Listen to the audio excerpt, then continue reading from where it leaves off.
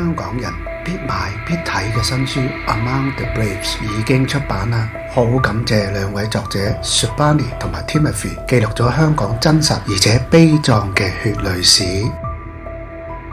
港ED時報今日好榮幸請到兩位作者上到嚟同你講下佢寫呢本書嘅心得啦。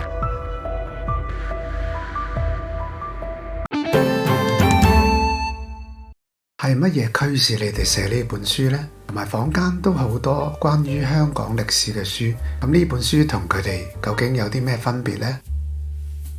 Yeah, I think we arrived in Hong Kong in 2018 without, having much expectation, right, of like what would happen, soon after in 2019. I think when we first arrived in Hong Kong, the sort of instruction from my news organization, which is the Washington Post, was that Hong Kong would be like a good base for the region. Tim and I both come from a specialization in Southeast Asia. We spend a lot of time covering like Myanmar, Thailand, Cambodia, and the region. So, the idea was that Hong Kong would be a good base, and then we can travel to all those places, and then, Hong Kong would be this kind of like quiet place that we can like gather our thoughts and write our stories. Obviously, I think we realized very, very quickly after arriving that wasn't true, that there were all these sort of things that were assumed right after the end of the umbrella movement in 2014, that, the democracy movement was like at a lull, that people were sort of like, feeling pretty demoralized and all of that. And, it would be very unlikely that we would see big mass movement or mass protests again. Obviously that turned out to be totally untrue. And in 2019, I think Tim and I both we started covering the extradition bill movement, even kind of from before June, looking at this sort of like bill and how the protests were gathering momentum until the million marches in June.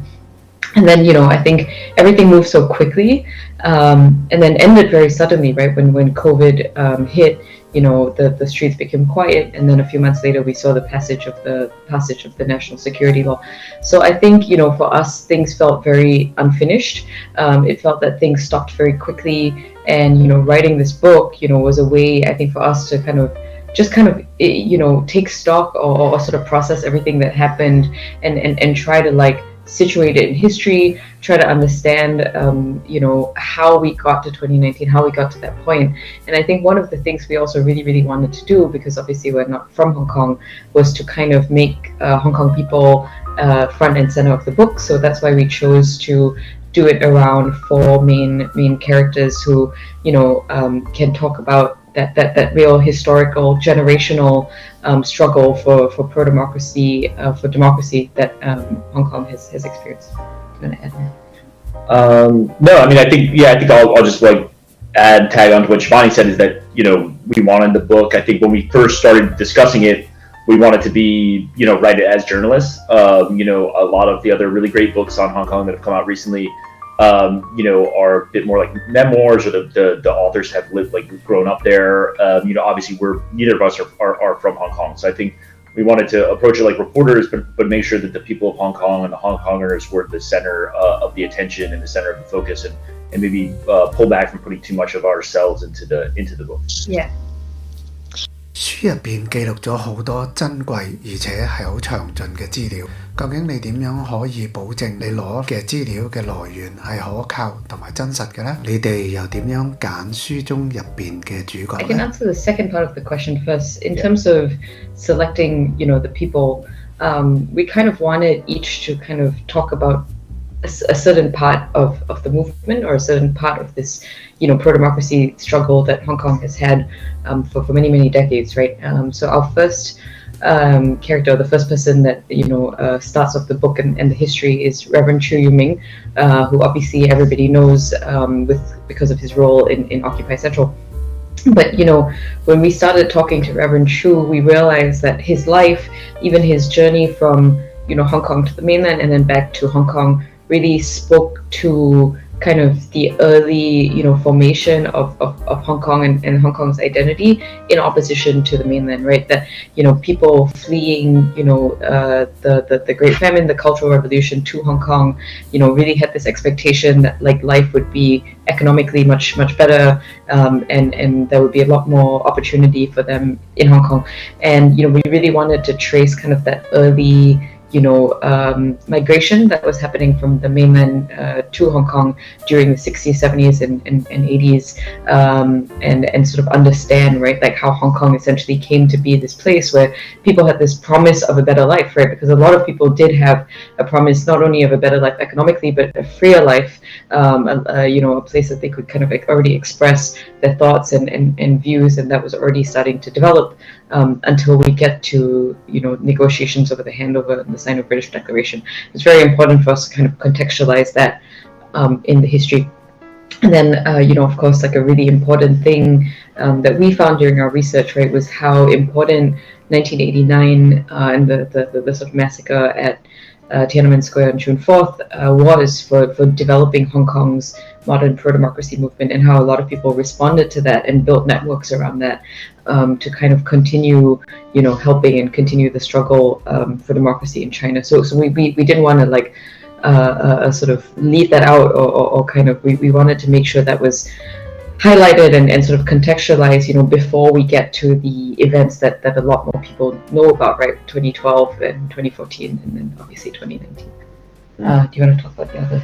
Yeah, and then the other, characters, again, like Shibani said, we wanted to pick people that kind of, I guess, highlighted certain different aspects of the movement. So we chose Fin Lao because, his mantra, the Lam Chao protest kind of mantra there, became so popular, in Hong Kong. I'm not sure it ever got quite the kind of coverage or explanation. Only a few pieces, like in the English language, really delved into it. So I think, but it was obviously so important kind of on the streets. So we wanted to write about that, and then also about him because, he was online primarily, almost entirely, and I think spoke to this kind of decentralized, very online aspect of the movement, using Telegram and LHKG and other places to kind of swap information and trade tactics and kind of vote on what to do and what not to do. And he was a way to kind of explore that aspect of the movement. Tommy was another character who, we had, Shibani and I, mostly Shibani, had written about his story a little bit previously for the Washington Post, but we hadn't really kind of had the full chance to discuss it all with him and kind of what took place. And I thought he kind of represented this sort of young, kind of everyman protester who started off being a bit apolitical and then was kind of, moved along with the movement as it became, more radical, and the tensions between the police and the protesters really kind of ratcheted up. And then obviously he makes this very drastic decision to leave Hong Kong and go to Taiwan. And again, what we wanted to touch on there, I think, is the relationship between Hong Kong, Taiwan, mainland China, how so many things that have happened in Hong Kong have had this ripple effect in Taiwan, whether it's like the presidential election or U.S. foreign policy or immigration policy. It's played kind of a big role in many facets of life in Taiwan. And then lastly, Gwyneth Ho, who I'm sure you guys both know, as journalists, who again, I think was a person that was so, became such a figure during 2019, but again, outside of Hong Kong and maybe in English language media didn't get the kind of attention or notoriety that I thought, or that maybe Shibani, I thought she should have for given how kind of influential she was in Hong Kong. All the people in the book have since left, Hong Kong at various points during their journey through 2019 and 2020. Gwen obviously is not. She's still in Hong Kong in jail as part of the 47 trial. So you asked earlier about information and reporting, and I think she presented obviously a bit of a challenge. I had interviewed her previously for other stories, so I had kind of a long interviews from her. Luckily, she was prolific writer. She posted a lot of stuff on Facebook. Shibani became quite close with like a number of friends from university. So there was a kind of a way to work around it, but certainly a bit of a challenging, aspect to have one of your main subjects kind of get swept up into jail right when you kind of start the book project. And just to add, on information and verification and all of that, I think one of the things that we really wanted to do with this book, and it was so important to us, was to get everything right, especially about 2019 and kind of the original onset of the extradition bill crisis. We, during 2019, things were so messy, right? We heard like this was something imposed by Beijing, and then other people said, no, this was Carrie Lam's idea. This was like the Hong Kong government pushing it, and others say, no, this is the Chinese government pushing it. I mean, I think we really endeavored to like get certain facts right and certain histories documented. And so one of the things we really set out to do, we interviewed so many people on the origins of the extradition bill crisis, on like what led to it, what kind of sort of thoughts and motivations Chief Executive Carrie Lam had in sort of the beginning months. And we tried to make sure that was all like documented within our book. The same thing about July 21st. We wanted to make sure that we pushed our reporting a little bit on that because that was a episode that was so emotional for good reason for Hong Kong people, and really I think exemplified this like collapse of trust in institutions, not just the police but also the government. So we tried to do a little bit more there. And then just to add, we had our book externally fact checked as well, because we wanted to make sure that everything was right. I mean, what we want to do is have a book that can help, maybe 10, 20, 30 years from now, when the narrative is being so controlled by the Hong Kong and Chinese government, of this book stand as testament to like, okay, this really happened.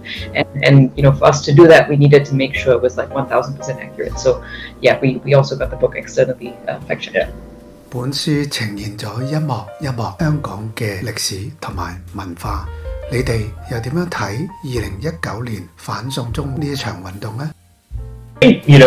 There's obviously a lot to say about it. A whole book's worth, probably more than one book could be written about it. I mean, I think for us, well, I'll speak for myself. I think for me, and a little bit maybe for Shibani, is that, what struck me was kind of the unity, of the movement, on the streets, like seeing people, assist each other and kind of like be there for each other in the best moments of the movement. It really, really looked, so it just was really beautiful, right? In those moments where everyone was kind of working together, and when there wasn't a huge upsurge of violence, when there were so many people kind of like passing supplies or helping out or putting their skills to use in a really unique way, kind of behind the scenes.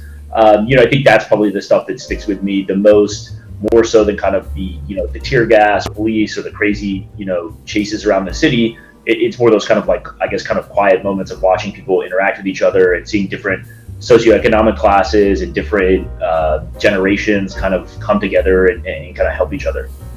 Yeah, and as you mentioned, right, everybody calls 2019 pro-democracy movement, and obviously that's very much true, but I think we also saw it as kind of an expression of identity against somebody who tells you that identity cannot be expressed, right? I mean, I think Hong Kong obviously had it's only been like more than 2 decades, 3 decades since the handover, but before that it was a colonial territory, right? So I think what we tried to, or what we found out, I guess, a lot during our research for this book, was that this Hong Kong identity was really being formed and solidified through every kind of major sort of attempt to suppress it from Beijing, right? First from 2003 with Article 23, and then later again with 2012, and attempts to introduce national education, and then with 2014, and I think by the time we got to 2019, this sense of like what it means to be a Hong Konger, what the Hong Kong identity is, was I think very well formed, right? People believed that like certain traits make somebody a Hong Konger, and they were really trying to kind of express that sense of who they are, that sense of identity. And you saw it also with like having an anthem like Glory to Hong Kong. You saw it with the Black Bohemia flag also being flown, and I think it's like this identity was just sort of finding itself and finding its voice, and that was when it was being sort of crushed and suppressed by Beijing. So I think it was more broad about just who we are as a people and as a city, and I think that really sort of came through in those ways. 喺經歷2019年呢一場運動嘅時間，或者係你寫緊呢本書嘅時候，你有冇啲乜嘢情緒上觸動到你嘅最難忘嘅經歷呢？ Yeah, I mean, I think we both, just felt like there was so much more, to be written, and especially again because COVID, the NSL and COVID kind of came at the same time, so the world's attention sort of shifted so quickly away from Hong Kong. And then again, Hong Kong was closed, so all the journalists who were coming in before, they were preoccupied covering COVID, but then also they couldn't get into Hong Kong, to do reporting. So the world focus just dropped away so quick, and I think that was a big part of it. In terms of kind of emotional moments or bits of it that I think were particularly kind of stuck with us. We talk about it in the afterword of the book, but we visited Gwyneth in jail the last time that we visited Hong Kong. I think that was extremely, emotional for both of us to see her and speak to her. And obviously you can't really talk about this stuff directly given the fact that, you're doing it over the CSD phone line. But to kind of see her and speak a little bit about the white paper protests that had taken place in mainland China and some other things that were going on. I think that was a big moment for both of us in terms of kind of the reality of the situation and kind of the heaviness of what we were trying to put together. Mm-hmm. And just to you said what made you decide, okay, we need to publish something. I think one of the major things that we were kind of looking at or following was the boats that were leaving Hong Kong to Taiwan. I had heard some rumors from some sources in Hong Kong that this was kind of happening, and I had some lawyer contacts whose clients had sort of disappeared or were in hiding, and they kind of figured that they were trying to escape through different means, right? Because they didn't have their passports. And then when the 12 HongKongers case happened, obviously that was such a huge thing in Hong Kong, right? It really, really crystallized people's fears. Okay, this is what it means for our courts, our justice system, our prisons, everything to kind of merge between Hong Kong and the mainland, right? I think it really, people's fears, right, was that people would get extradited to the mainland, people would end up there, held incommunicado, no access to lawyers. And that happened, right? That happened to, these 12 Hong Kong people. And so we were following this case and had heard that, there was another boat that maybe actually arrived in Taiwan and made it there.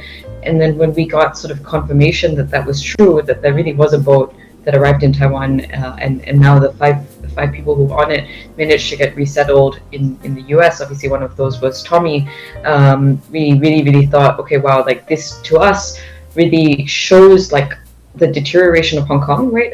From it being a safe haven for dissidents, a safe haven for people escaping, Communist Party rule in China, to a place where young people feel like they need to gamble, their lives, going out into the open ocean and fleeing like that. I think that really said something to us about what had happened in the city. 有啲乜嘢想同流亡咗去海外或者離散咗去海外嘅香港人講呢？你哋對於全球民主嘅步伐有啲咩睇法呢？ I mean, in terms of what's next, I think we got a glimpse of that in, or maybe more than a glimpse in John Lee's policy address. That Article 23 will be put into place sometime next year. Obviously, I think it will be nearly impossible to oppose that in a way that it was, opposed previously in 2003. That obviously those types of protests are no longer allowed. So it seems like a sure thing that will arrive. He also hinted at more controls over the internet and in cyberspace. I think the governments is obviously openly very angry with Google for the Glory to Hong Kong issues and YouTube for the Glory to Hong Kong issues. That they lay a lot of that blame at the feet of the tech companies. So I think we'll see Article 23, more controls over the internet. Those things seem like they're for sure coming. And then I think more of a push or more talk of it, and then maybe more tangible stuff on this greater integration with the mainland, right? I mean, you see that in the policy address as well as a huge priority for the government, whether it's through education or through the Northern Metropolis Project, or so all of this, I think, speeding up kind of the integration with the mainland. Now that there is such a limited space to oppose it, the district council will essentially be kind of all pro-Beijing people at this point as well, very soon. I think that is unfortunately kind of the runway that we see at the moment. And I guess I'll let Shibani talk about overseas Hongkongers and some of the people that we've met on the trip. Yeah, I think one of the really interesting things that, because we've been to different cities in the US to do some book events and book talks, I think one of the most incredible things that we've seen, obviously, is the diaspora being involved, not just in like the macro stuff, like lobbying Washington for certain policies or certain bills, but also kind of things happening on a like ground level as well, with sort of like cultural, exhibitions, moves to just kind of like, I guess, have more outreach between Hong Kong people and Cantonese language and culture, with these like new cities that Hongkongers have moved to, right? And I think that can be something that's very, very effective, right, in sort of telling the Hong Kong story and sort of like keeping awareness alive, just like on a micro and individual level as well, alongside the more macro kind of thing happening, within London or DC or Ottawa, when it comes to kind of like the big politics, right?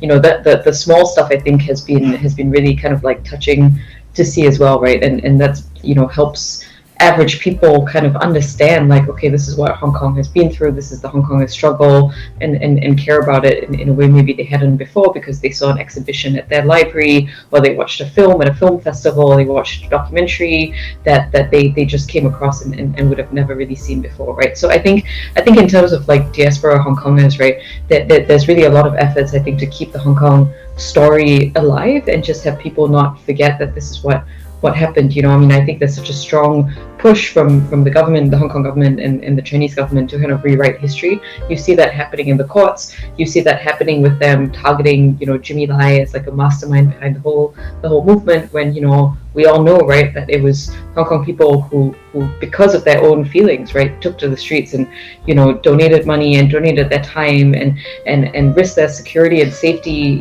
for the cause, right, for what they believed in. That's sort of being twisted, by the government currently, right? So I think all these efforts to kind of like document and kind of keep, reminding people this is the Hong Kong story, is actually like something that will be, continuing in the diaspora and I think be quite effective as well. 最後，我想問下你哋會唔會將呢一本書翻譯成為繁體中文書呢？ A lot of people have been asking about that, and the kind of first steps are underway now, of contacting a lot of publishers and translators, particularly in Taiwan, have reached out to us. They're in contact with the people from the U.S. side, so hopefully we'll have an announcement on that sometime in the near future. But definitely something that we want to happen, and I think is going to happen. Yeah.